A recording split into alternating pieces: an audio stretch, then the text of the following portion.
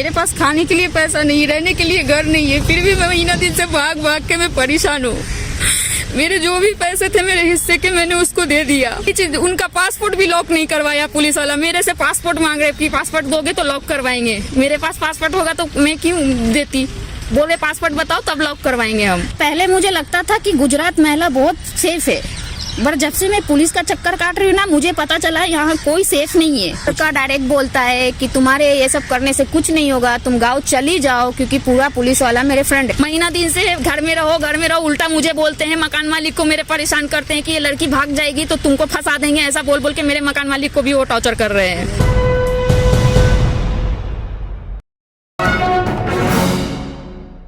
आदाब, नमस्कार, अस्सलाम वालेकुम, सत श्री अकाल। देश लाइव में आपका स्वागत है। मैं सहल कुरैशी। हमने पिछले 2014 के बाद लगातार ये चीज़ें सुनी, लव जिहाद। लेकिन जो आरोप लगे मुसलमान लड़कों पर कि मुसलमान लड़के नाम बदलकर हिंदू लड़की को फंसाते हैं या पटाते हैं, मोदी जी का नारा भी याद आ जाता है, बेटी पटाओ वाला। तो कई बार ऐसे मामले सामने आए जिससे पुलिस ने भी पल्ला झाड़ा, प्रशासन ने भी अक्सर पल्ला झाड़ा। दिखाना कुछ और होता है, हकीकत कुछ और होती है। ऐसा ही एक मामला मेरे साथ में है। लड़की मुसलमान है, तकरीबन 27 साल 26 साल उम्र है आपकी। 26 साल उम्र है, बिहार की रहने वाली है और अहमदाबाद में किसी लड़के के कांटेक्ट में आई। उसके बाद बिहार से यहाँ पर आई और मसाज पार्लर में जॉब दिलवाई गई। माता पिता लड़की बता रही है कि नहीं है इनके। और उसके बाद में उस लड़के ने इन्हें, जो कुछ लोग कहते हैं लव जिहाद, कुछ लोग उसके लिए कहते हैं भगवा ट्रैप, ये वर्ड भी यूज किया जाता है। जब लव जिहाद के नाम से आपको आपत्ति नहीं है तो मेरे ख्याल से भगवा ट्रैप से भी आपत्ति नहीं होनी चाहिए। तो बहरहाल ये लड़की जो है, इसका कहना है कि ये भगवा ट्रैप का शिकार हुई। कोई JS या जयेश नाम का लड़का है, साउथ का रहने वाला है, हिंदू लड़का। इस लड़की को उसने फंसाया, पटाया, जो भी। और इसके साथ साथ ये लड़की प्यार में इतनी ज्यादा अंधी बन गई कि इसने अपने घर का मकान भी बेच दिया। जब लड़के ने कहा कि मुझे पैसों की जरूरत है, मुझे अपना कुछ बिजनेस को एक्सपांड करना है, बढ़ाना है, इस लड़की ने गांव में अपने मौजूद घर को बेच दिया, अपनी भाइयों से, बहनों से मशवरा करके, और अपने हिस्से का 5 लाख रुपया लाकर उस लड़के को दे दिया। जब शादी की बार बार इस लड़की ने जिद की कि शादी क्यों नहीं कर रहे हैं आप, तो लड़के ने शादी करने से साफ इनकार कर दिया और कहा कि अब तुम पहले जैसी नहीं लगती हो, इसलिए मैं अब तुमसे शादी करना नहीं चाहता हूँ। पुलिस स्टेशन पहुंची, वाछड़ा पुलिस स्टेशन पहुंची। पुलिस वालों ने बड़ी गंभीर मामले को कितना सीरियसली आप समझिए कि एक लड़की पहुंचती है, वो कहती है मेरे साथ में ऐसा हुआ है। इंस्पेक्टर साहब कहते हैं हमारे जो राइटर है वो 2 दिन की छुट्टी पर हैं, इसलिए आप 2 दिन के बाद आइए।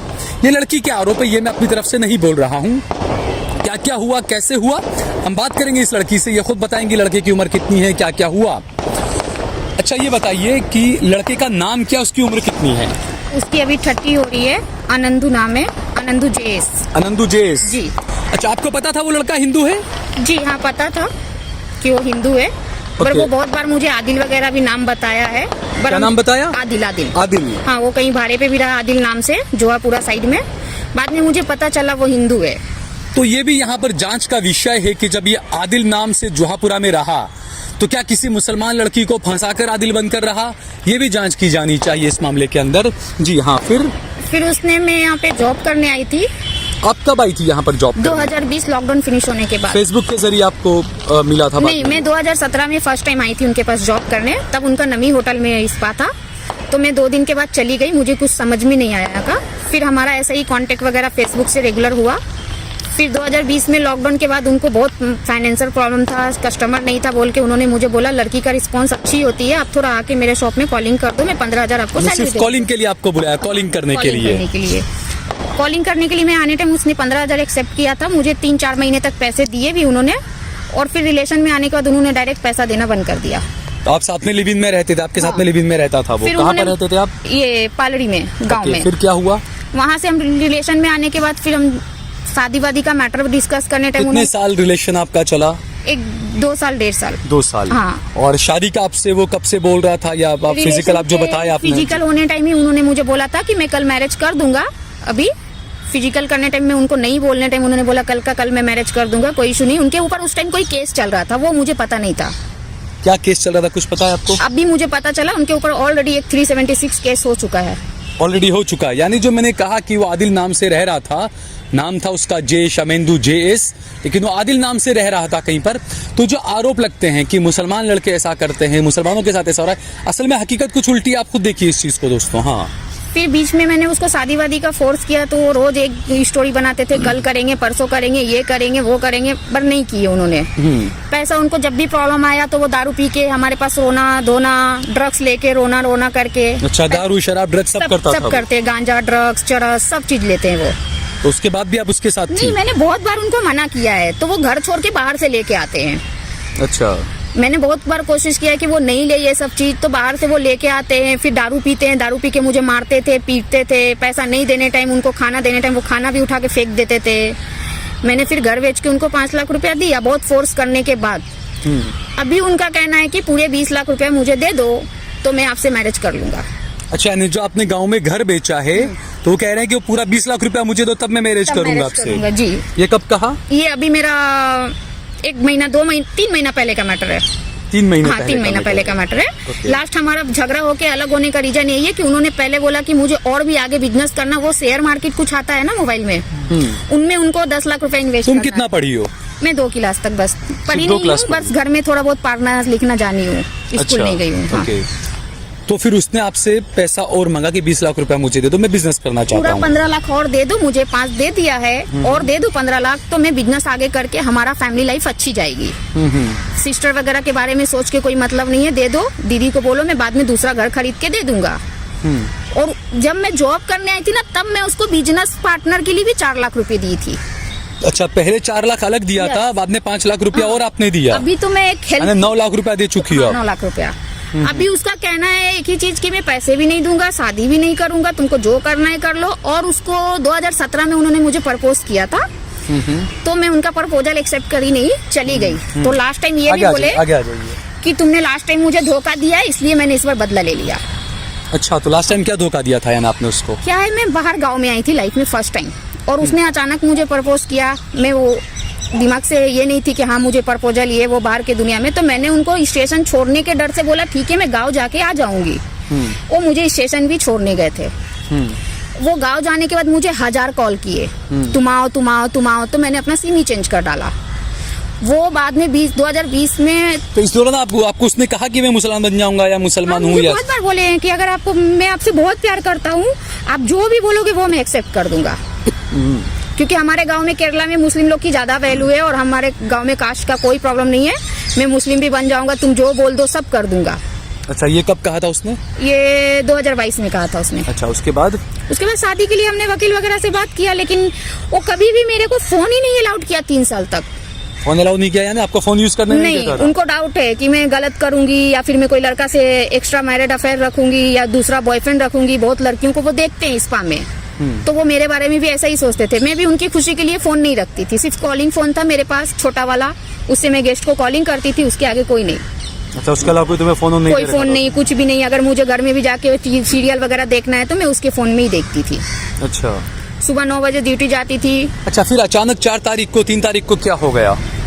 अचानक क्या हुआ कि मैं आई अहमदाबाद उसको ढूंढने। आने टाइम वो मुझे इससे पीछे वाले महीना 12 तारीख को मैं अहमदाबाद आई थी। आई तो मैं पुलिस स्टेशन भी गई, वहां जाके देखा। तो तुम कब चली गई थी वापस? तुम तो 2020-21 में आ गई थी। रमजान में वापस चली गई थी? क्यों? ईद करने गाँव। अच्छा, ईद करने गई थी तुम? तो वो मुझे बोला मैं गाँव जाके जॉब ढूंढ लेता हूँ, और जॉब ढूंढने के बाद मैंने 20 लाख नहीं दिया तो उसको, फिर हम दोनों शादी करेंगे, आप थोड़ी दिन घर पे रहो।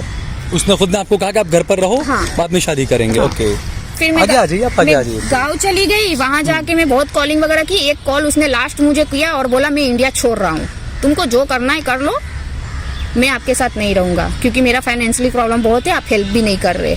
अच्छा, आप हेल्प नहीं कर रही हो इसलिए छोड़ रहे हो? अच्छा, तो हस्बैंड को कोई हेल्प करता है ना।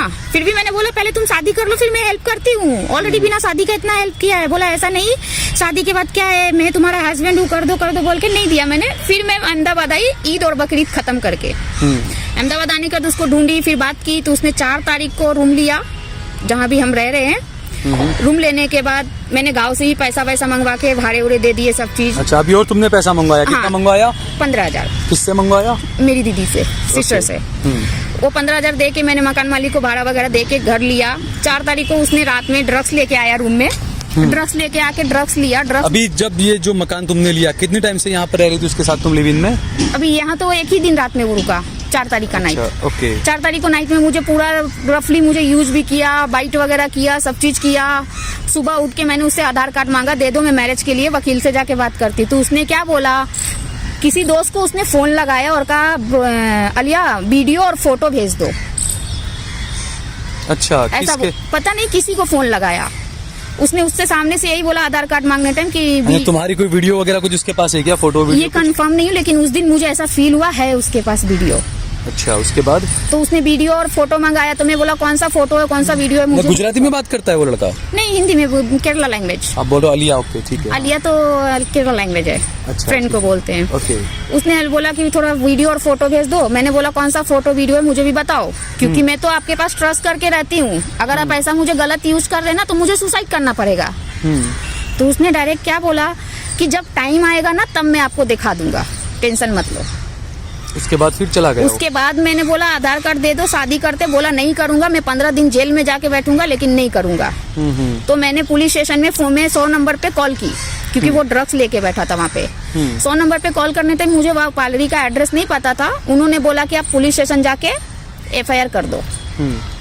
फिर आपका जो नया मकान है वहाँ का एड्रेस नहीं पता था आपको? नहीं। कौन सा है? ओके। रात में ही गई थी मैं पालरी, 4 रास्ता बता रही थी कंट्रोल रूम में, पर वो उनको समझ में नहीं आ रहा था। पूरा परफेक्ट एड्रेस चाहिए था और मेरा बॉयफ्रेंड बता नहीं रहा था परफेक्ट एड्रेस। तो फिर उन्होंने 100 नंबर पे बोला आप कोई भी बासना या एजलपुर पुलिस स्टेशन कहीं भी जाके आप कर दो पालरी। मैं फिर नहीं गई। फिर मैंने वकील को फोन किया। क्यों नहीं गई आप? क्योंकि मुझे यहाँ का कुछ समझ में नहीं आता। मैं जब भी पुलिस स्टेशन जाती हूँ तो पुलिस स्टेशन वाले मेरे ऊपर चिल्लाते हैं। क्या बोलते हैं? क्या है, तुम ऐसी है, तुम वैसी है, ये है वो है, पूरा टाइम बर्बाद करती हो, टाइम ऐसा है तो उस लड़के को छोड़ दो।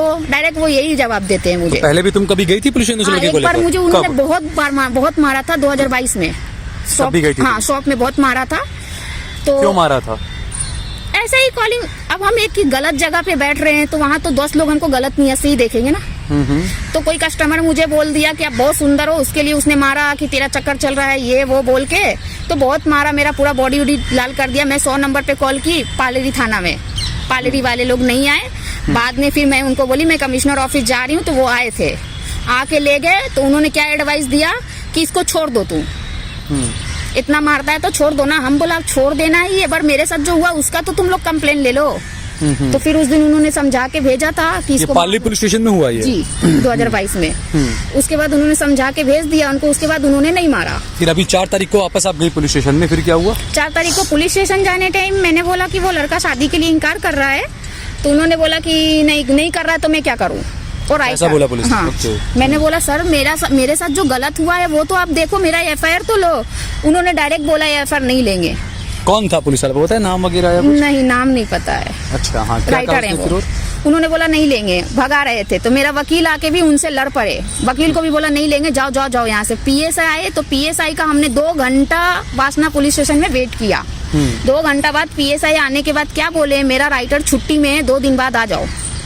मेरे वकील ने बोला क्या टाइप करना है बोल दो, मैं कर दूंगा। उन्होंने बोला नहीं। फिर मेरा वकील कमिश्नर ऑफिस गया मुझे लेके, वहां से फिर हमको पालरी भेजा गया। फिर पालरी से हमको वासना ट्रांसफर किया गया। तब 6 तारीख को मेरी FIR ली है उन्होंने। अच्छा, 6 तारीख को आपकी FIR हाँ, ली? 6 वकील के बहुत ज्यादा फोर्स करने के उसके बाद आपकी FIR हाँ, ली? वकील ने मेरे बहुत मेहनत की इस मैटर में। वो बहुत फोर्स किए। सुबह 12 बजे से लेके रात के 4 बजे तक, 5 तारीख से लेके सुबह 4 बजे तक, 6 तारीख तक हम पुलिस स्टेशन में थे।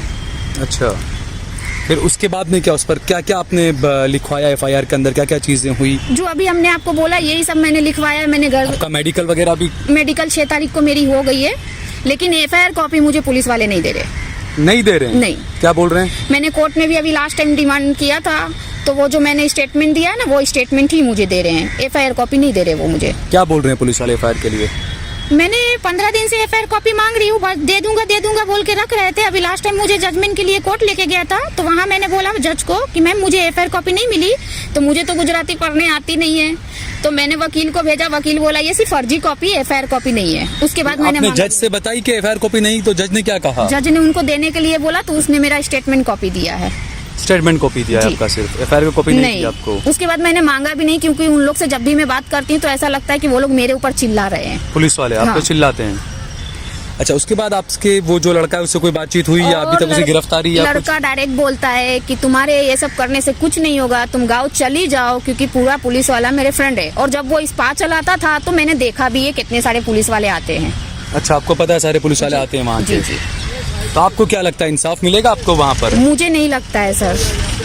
तो क्या करेंगी आप, क्या मांगे आपकी? महीना दिन से मैं भाग रही हूँ, मेरे पास खाने के लिए पैसा नहीं, रहने के लिए घर नहीं है, फिर भी मैं महीना दिन से भाग भाग के मैं परेशान हूँ। मेरे जो भी पैसे थे मेरे हिस्से के, मैंने उसको दे दिया। अभी वो एक ही चीज, उनका पासपोर्ट भी लॉक नहीं करवाया पुलिस वाला। मेरे से पासपोर्ट मांग रहे कि पासपोर्ट दोगे तो लॉक करवाएंगे। मेरे पास पासपोर्ट होगा तो मैं क्यों देती?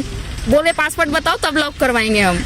महीना दिन से घर में रहो, उल्टा मुझे बोलते हैं। मकान मालिक को मेरे परेशान करते हैं कि ये लड़की भाग जाएगी तो तुमको फंसा देंगे, ऐसा बोल बोल के मेरे मकान मालिक को भी वो टॉर्चर कर रहे हैं, पुलिस वाले? हाँ, जहाँ मैं रह रही हूँ। क्या मैं एफआईआर की हूँ, मैं फरियादी हूँ, भागूंगी क्यों? हर बार वो ऐसा बोलते भागना नहीं। एक दिन मैं फ्रेंड जा रही थी लाल दरवाजा, बोले कहाँ तुम हो? हम बोला लाल दरवाजा। अब भी उतर जाओ, जहाँ भी हो मैं लेने आ रहा हूँ बोल के।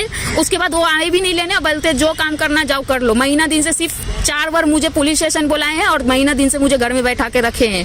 कहीं जा नहीं सकते, गाँव नहीं जा सकते, आ नहीं सकते, सब चीज बोल बोल के मुझे पुलिस वाले भी परेशान कर दिए। तो यानी आपका ये कहना है कि पुलिस वाले उल्टा आपको टॉर्चर कर रहे हैं, जैसे आप खुद आरोपी उस तरीके से आपके साथ व्यवहार कर रहे हैं? बार बार वो क्या बोलते हैं मेरे मकान मालिक को, ये लड़की भागना नहीं चाहिए।